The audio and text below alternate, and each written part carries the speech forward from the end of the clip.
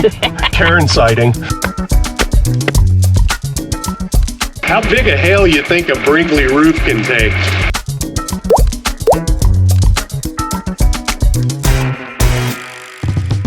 Good morning, kids.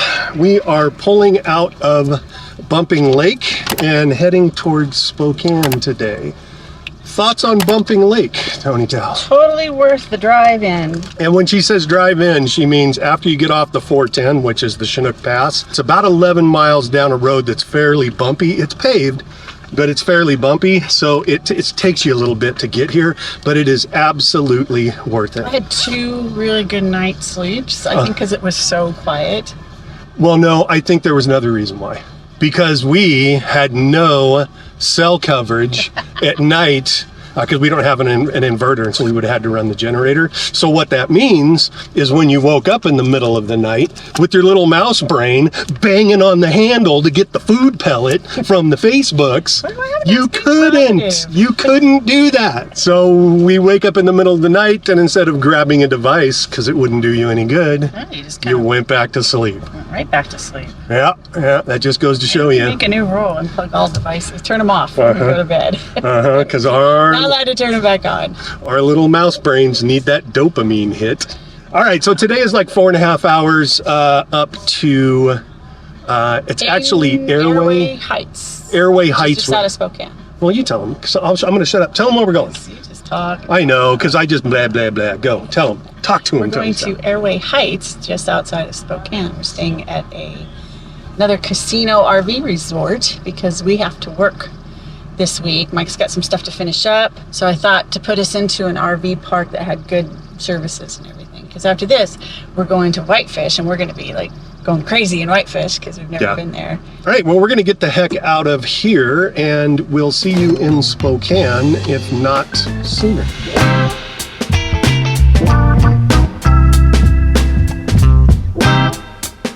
Okay, so we're Karen. Karen sighting.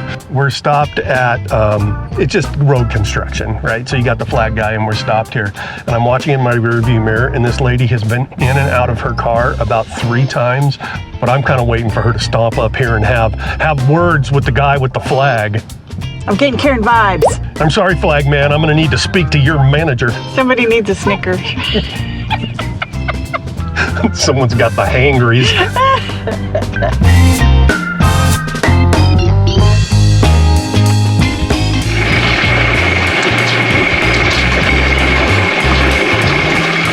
How big a hail you think a Brinkley roof can take? More importantly, the fantastic fan covers.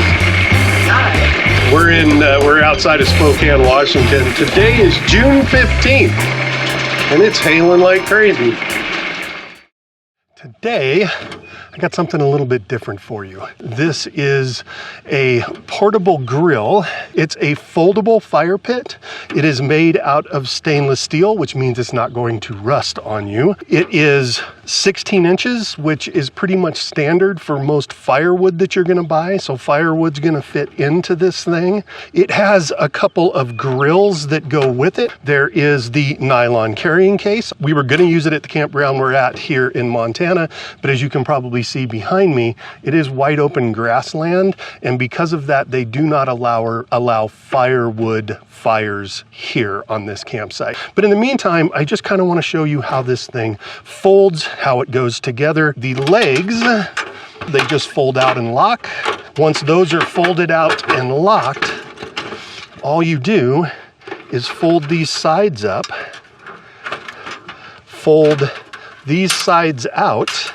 In there is a little handle that moves up and down. There is a locking pin on the side of that handle. We'll fold this up, and we're gonna lift and push and lock it in.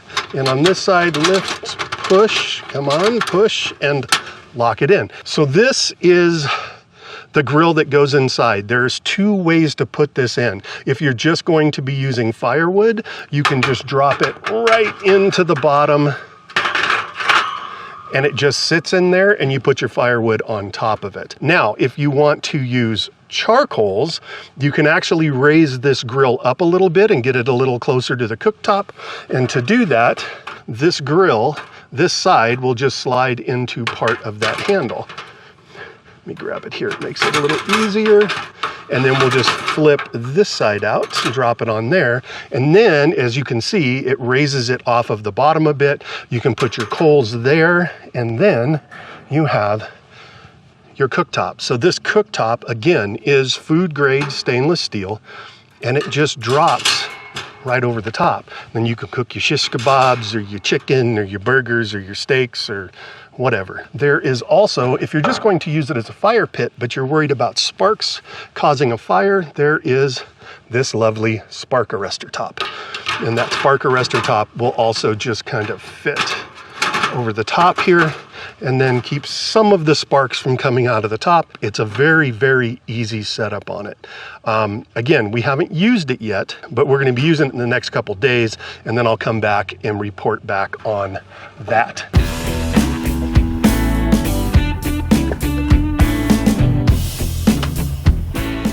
It's a perfect fit.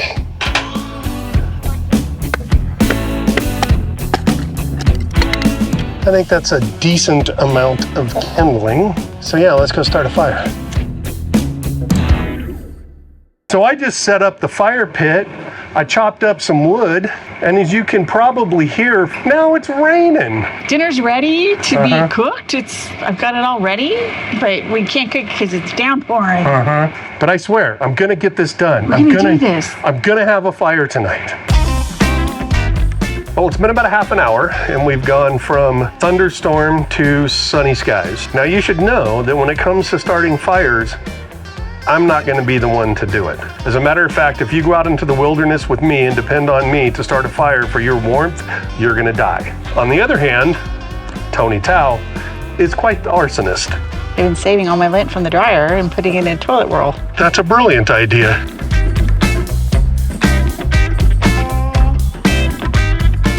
And then I get kind of a medium piece. Set that there, and then once it gets going, then I'll put it like just one piece. Of bigger wood. A bigger wood.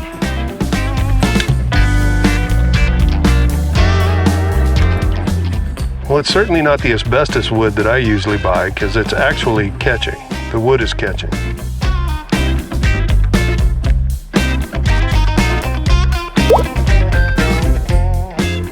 So far, I think we are considerably impressed with this little fire pit. Easiest fire we ever started. It really is. It's got like holes on either side to draw air in, and by drawing that air in, it keeps it burning hot, and so there's really very little smoke from this thing. I mean, yeah, there's a little bit of smoke, but not like what we've seen just by using a campground fire pit. Certainly not getting smoke in the face here. I still haven't put it on a scale. I still need to weigh it. I think when it shipped, it weighed like 31 pounds. So it's not the lightest fire pit in the world. And the fact that it's not super light kind of makes it feel like it's built a little higher quality.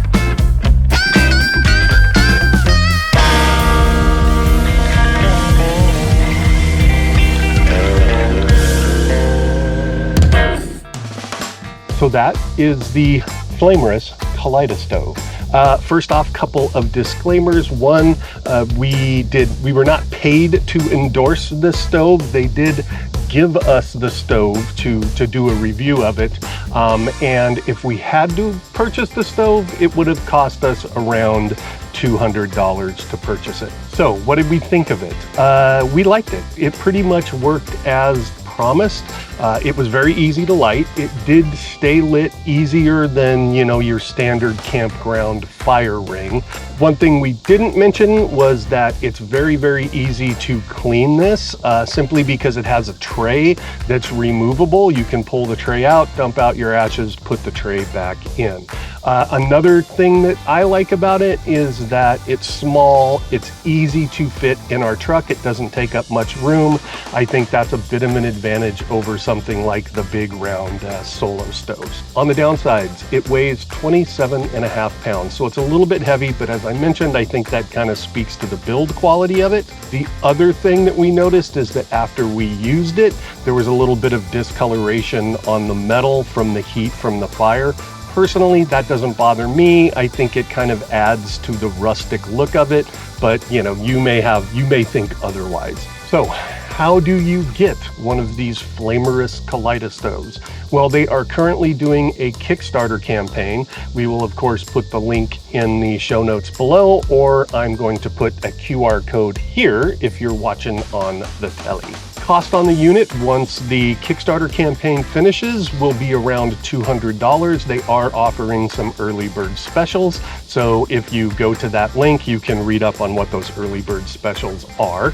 Last disclaimer, if you do purchase from the link that we're providing, they will kick us back 10% of the sale, which of course we will use to buy beer. I mean, what else would we buy? Hola, señoras, señores. Hola, perro. Today is a toque day. It's not cold. It's just windy as all get out. And I can't wear my pork pie or my cowboy hat because it'll just blow off my head. So I'm wearing a toque. Tony doesn't, she thinks I look goofy in a toque. Put it in the comments. What do you think? I think Goofy? you should get a baseball hat. I kind of like the toque. Except the one problem is when I sit up, the ball hits the top of the roof, and so it's going to be a little weird. Anyways, today we're going to finally go adventuring in Spokane. You sent a bunch of stuff. There's Riverview? It's a Riverwalk Park. Riverwalk Park. We've been told by one of the bartenders because we're staying at a casino, that Dick's Hamburgers is the must-eat thing. And Tony also found a brewery that has what? Cherry chocolate stout. A what? Cherry chocolate stout. As I had mentioned, we are staying in an RV resort at a casino. We have been to the casino. We went there night before last, and Tony Tao won $200. Tony Tao But then went back the next day and put it all back. And lost $200. But you know, we're making our contribution to keep the employees of the, what is it? The Northern Quest, keeping the employees of the Northern Quest resort and casino employed. Right. We're doing our part. That's right. All right, so we're going to head downtown and go have some fun. Come along with us.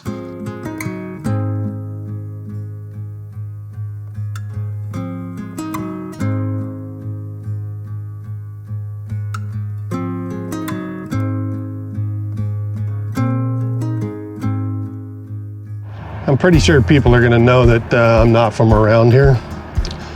I'm wearing a sweater and a toque like it's the middle of winter. And they're all pretty much running around in shorts and t-shirts. Tony Tao just found something she's interested in. Oh, I see what she sees. It's like a great big... Groundhog? Groundhog? Prairie dog? Prairie dog? Something. Yep. Whatever it is, they scared it away.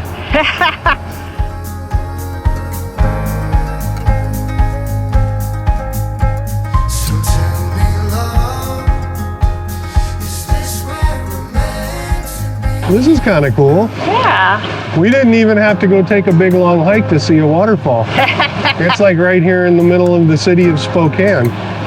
Right? Yeah, here, check this out. If there's a will,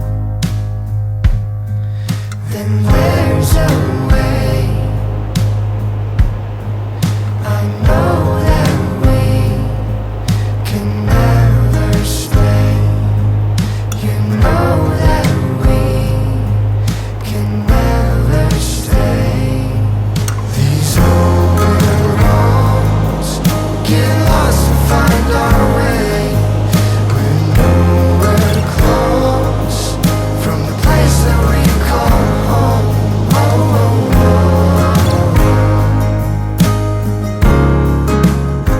So how cool is this, that this is like right in the middle of the city? It's awesome. It's like going to Niagara Falls for free. You know, the park is really pretty and well maintained, but the view, I mean, the sound and the views are awesome.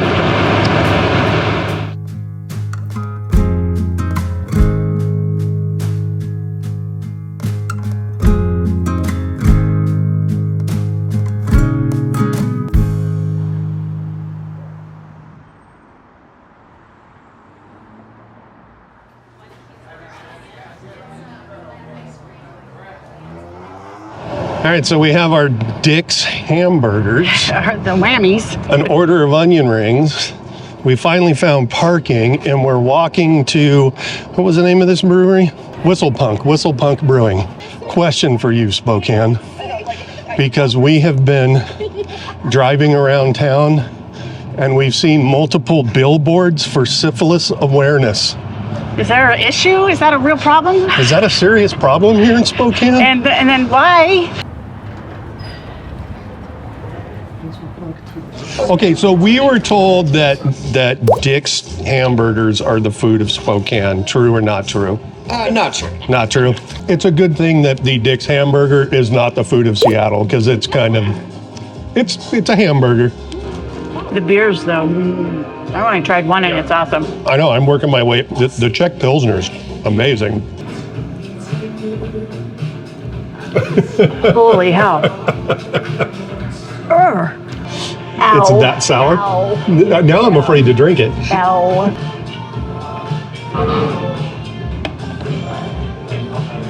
It gets more sour.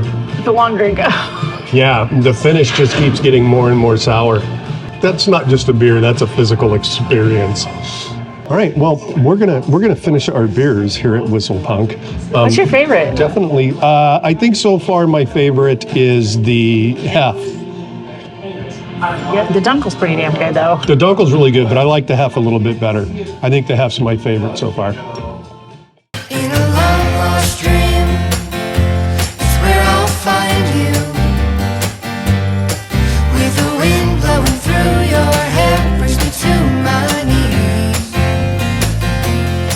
In a long lost dream, it's where I'll find you. Oh, the look in your eyes makes me feel alive again. 'Cause there's no one else like you. 'Cause there's no one else like you. Said there's no one else like you. And there's no one else like you.